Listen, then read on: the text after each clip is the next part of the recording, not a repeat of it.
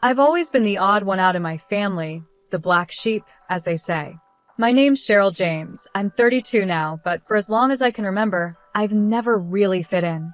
I grew up as the oldest child of two doctors, Isabella and Adam James. My parents were big shots, but none of that good stuff ever really came my way. All the attention and perks were reserved for my younger twin brothers, Scott and Charles. The moment those two were born, it was like I became invisible to my parents. At first, it was little things like them getting a bigger slice of cake or newer toys. But as we got older, it became worse and more obvious. I'll never forget my 12th birthday. I had been hinting for ages about this art set I saw in a shop window, not anything fancy, just a simple kit with some decent paints and brushes. When my birthday finally came, I was so excited to open my one present. But what did I find? A math workbook. By the time I hit my teenage years, the favoritism was right in my face. Family trips were always based on what the boys wanted. If Scott wanted to go skiing, we'd be off to the slopes. If Charles got into surfing, it was straight to the beach. My ideas were always dismissed or ignored. Then came the whole college application process, still a sore subject. At 18, I fell in love with art restoration. I spent hours at the local museum, asking the staff a million questions about how they repaired old artwork. When I mentioned studying art restoration in college, my mom acted like I'd said I wanted to run away and join the circus. Art restoration? She laughed. Cheryl, be serious. That's not a real job. Scott even chimed in with a smug grin. Yeah, Cheryl. Why don't you do something useful, like becoming a doctor? The look of pride on my parents' faces when Scott said that I'd never seen them look at me like that. Even though my family wasn't on my side, I was determined to follow my passion. When college acceptance letters started arriving, I was thrilled to see that I'd been awarded a scholarship for art restoration. I ran into the kitchen, waving the letter around, practically shouting, "Mom, Dad, I got a scholarship." My mom barely glanced up from her medical journal. "That's nice, honey," she said. "Did you hear the boys got perfect scores on their SATs?" The day I left for college felt worlds apart from the day the twins left 3 years later. I packed up my old laptop and my clothes from the thrift store, getting ready to catch the bus to my not-so-fancy state school. My parents were too busy with their work to even give me a ride to the bus station. But there was one person who always saw me for who I was: my grandma, Julie. She showed up that day, and just before I was about to leave, she pulled me aside. "Cheryl, sweetie," she said, slipping a small envelope into my hand. "I'm so proud of you. Don't ever forget that." Inside the envelope was a check. It wasn't enough to change my whole life, but it was enough to make things a little easier.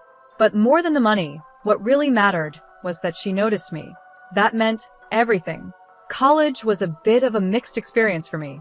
On one hand, I was finally free from always being compared to Scott and Charles. I could focus on my studies without feeling like I had to compete for attention. But on the other hand, money was tight, really tight. I was barely managing on my scholarship and part-time jobs. Meanwhile, I'd hear about all the fun things my brothers were doing through family calls and social media, fancy frat parties, spring break trips to crazy places, internships at big hospitals, all paid for by our parents, of course. As time passed, I threw myself into my studies. Art restoration became more than just a job I wanted. It became my escape, my happy place.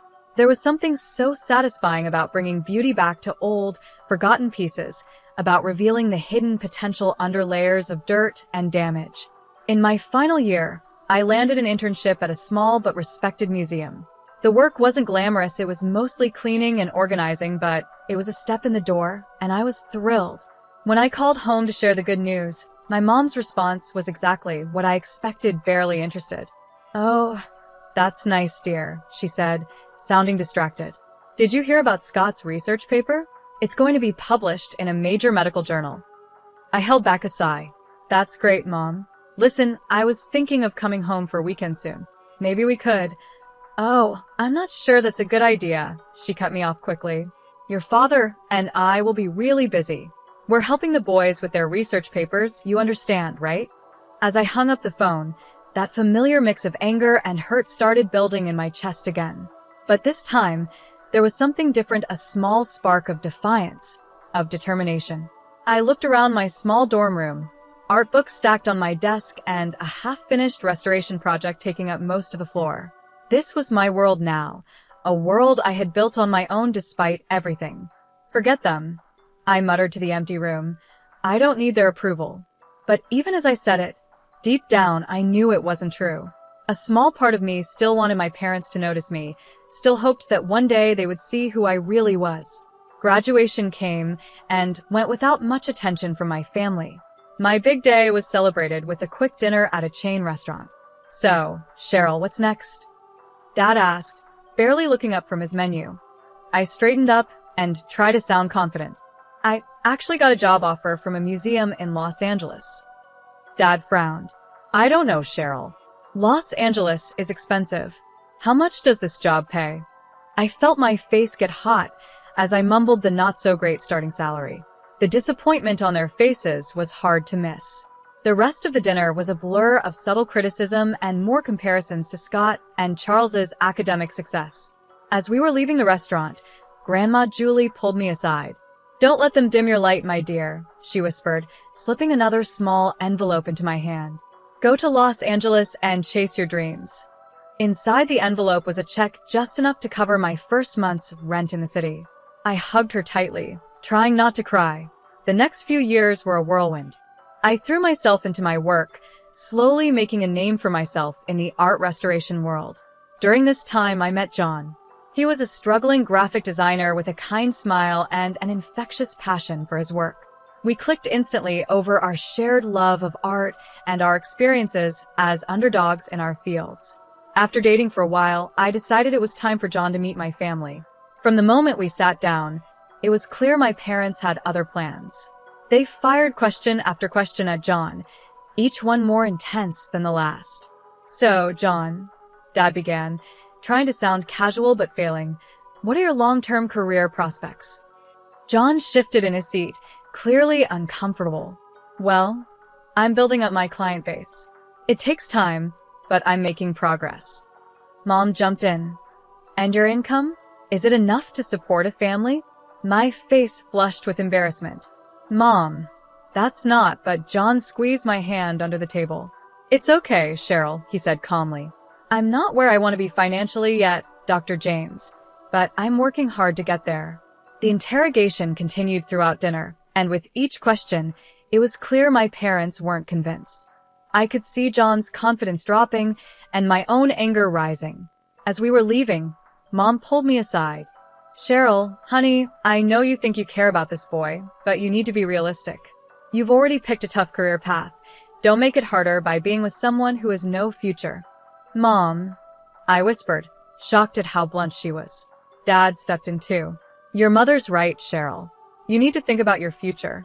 John seems nice, but is he really good enough for you? You could do so much better.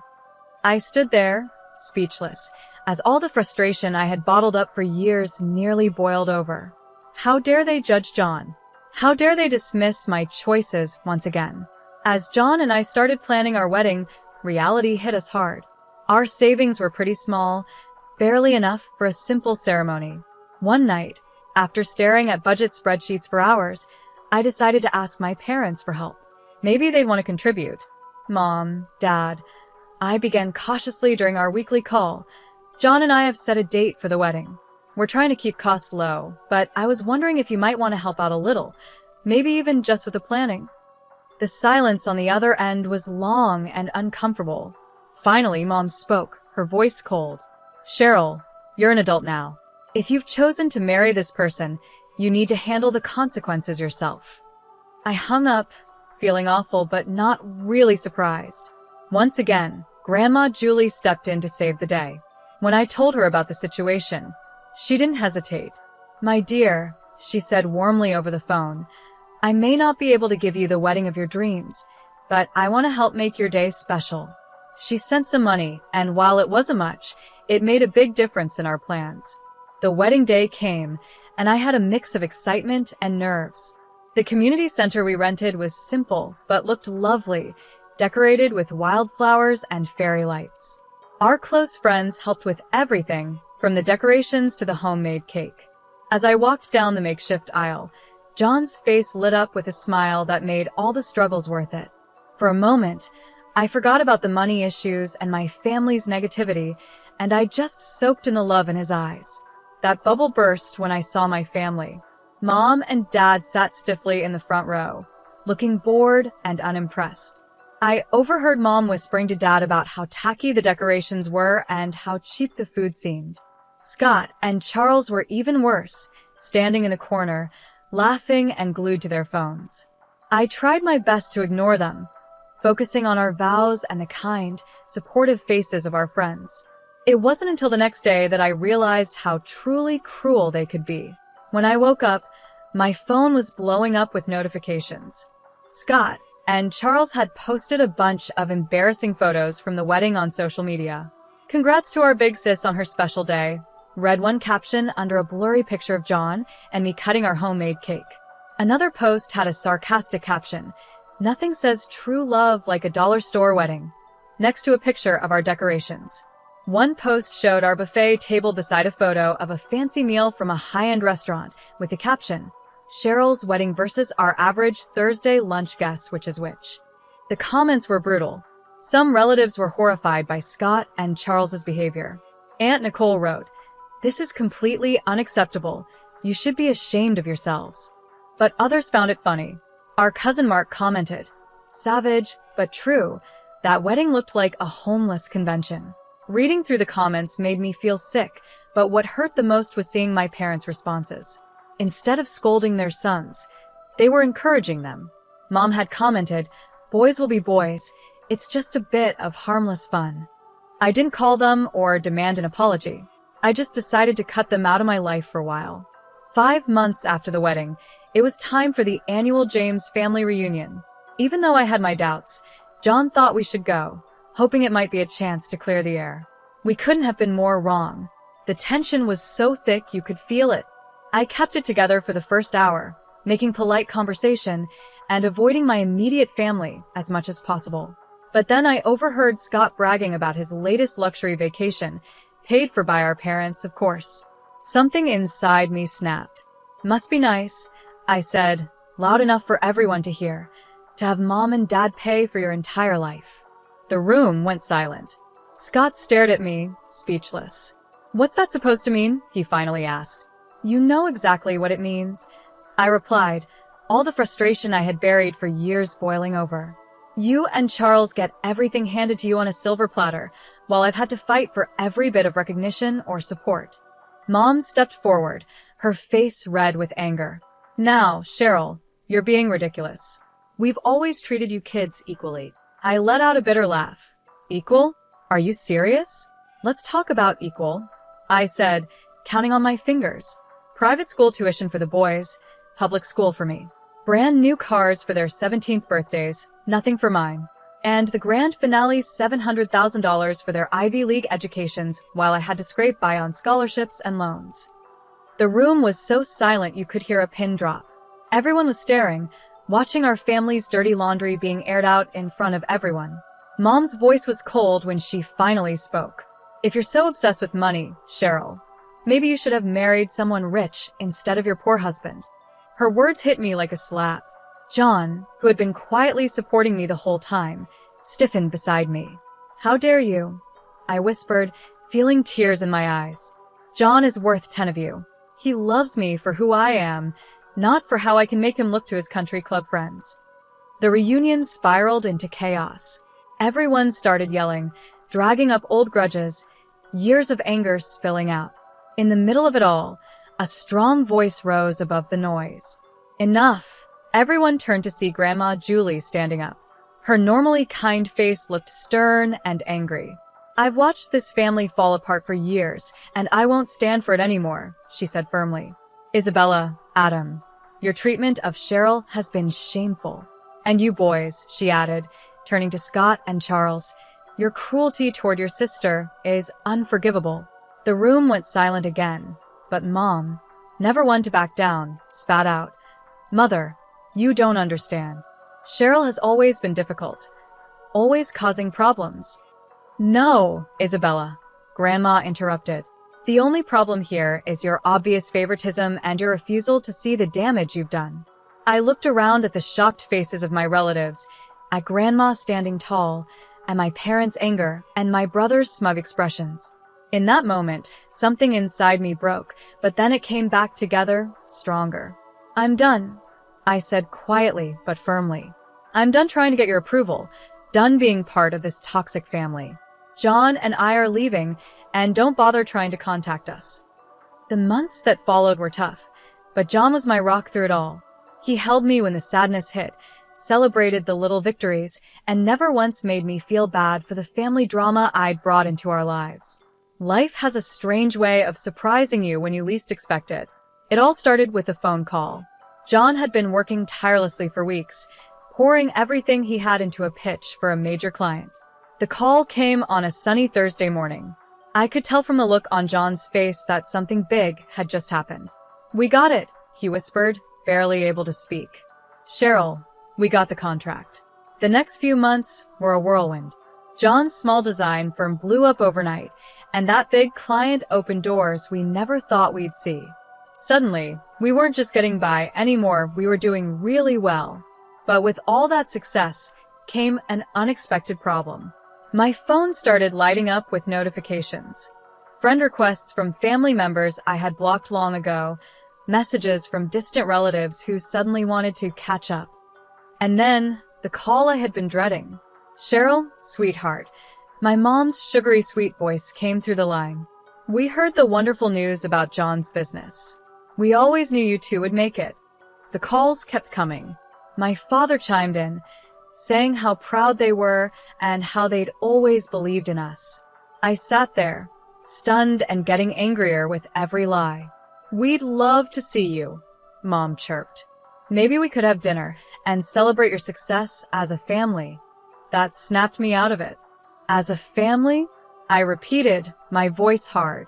"We haven't been a family for a long time, and that's not going to change just because our bank account has." I stuck to my decision. When my parents showed up at our door unexpectedly, I didn't let them in. When they sent expensive gifts, I sent them back unopened. Instead, John and I focused on building the life we had always dreamed of. We worked hard, saved wisely, and soon enough, we were signing papers for a beautiful apartment right in the middle of the city. Excited to share our happiness, I posted a photo on social media. It was a simple shot, John and I, holding the keys, standing in front of our new home. Next to it was a picture from our most recent visit with Grandma Julie, her proud smile shining for the camera. I captioned it, "New beginnings and old love. Grateful for those who've been there through it all." As I hit post, I felt a weight lift off my shoulders. This was my family now, John, Grandma Julie, and the friends who had stuck with us through thick and thin. We had built this life ourselves, despite all the challenges, and despite the people who said we couldn't do it. The soft evening light poured through the windows of our new apartment as I worked in the kitchen, getting dinner ready for John and Grandma Julie. It was our first real family dinner in the new place, and I wanted everything to be perfect. Suddenly, there was a loud, aggressive pounding on the front door that shattered the peace. "Cheryl, open up. We know you're in there." My blood ran cold. I recognized those voices anywhere, Scott and Charles. Before I could react, the door burst open, and my brothers stormed in, their faces twisted with anger. I barely had time to see John jump to his feet before Scott was in my face, jabbing his finger at my chest. "You manipulative little," he snarled. "We always knew you were playing the long game, but this is low, even for you." I stumbled back, shocked by the venom in his voice. "What are you talking about?" I asked. Charles laughed, a harsh, mean sound. "Don't play dumb, Cheryl. We saw your little social media post, showing off your new apartment, posing with Grandma. You think we can't figure it out?" It hit me what they were accusing me of. "You think Grandma bought us this apartment?" "We know she did," Scott spat. "You've been playing the poor, neglected child for years, worming your way into her good graces. Now you've tricked her into making you the sole heir." Anger surged through me, and I stood taller. "You have no idea what you're talking about. John and I bought this apartment with our own money we worked hard for." Charles sneered, his eyes darting around the room. "Right, sure you did. Where's the old bat anyway? Hiding her so we can't talk some sense into her? She should be in a cemetery by now. I can't wait for her to kick the bucket so I can sell her house and live it up. The room went deadly silent. For a second, I thought I had imagined those awful words.